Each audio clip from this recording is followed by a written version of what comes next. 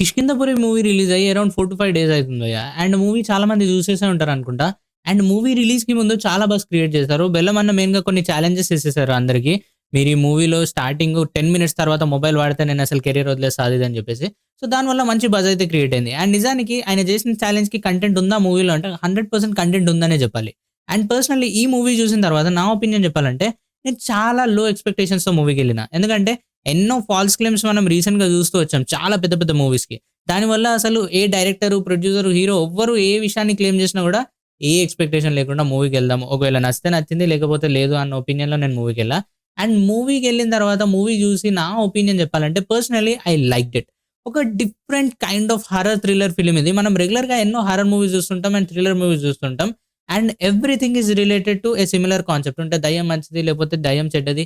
లేదంటే some kind of evil power ఇదే concept ఉంటది. కానీ ఒక న్యూ టైప్ ఆఫ్ కాన్సెప్ట్‌ని, ఒక న్యూ టైప్ ఆఫ్ అటెంప్ట్‌ని తీసుకొని 'కిష్కింధపురి' మూవీనైతే వర్కౌట్ చేశారు. అండ్ పర్సనల్లీ మూవీ చాలా ఇంట్రెస్టింగ్‌గా అనిపించింది నాకు. అండ్ నేను ఎంటర్‌టైన్ అయ్యాను మూవీ వల్ల. అండ్ ఇదొక పర్ఫెక్ట్ ఫిల్మా అంటే కాదు.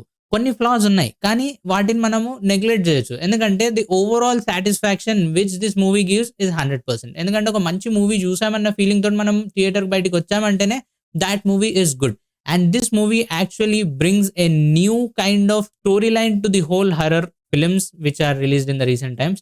సో మీ ఒపీనియన్ ఏంటి? 'కిష్కింధపురి' మూవీ ఒకవేళ మీరు చూసుంటే మీకేమనిపించింది? అండ్ 'బెల్లమన్న' యాక్షన్ మీకెలా అనిపించిందో కామెంట్ సెక్షన్‌లో తప్పకుండా చెప్పండి.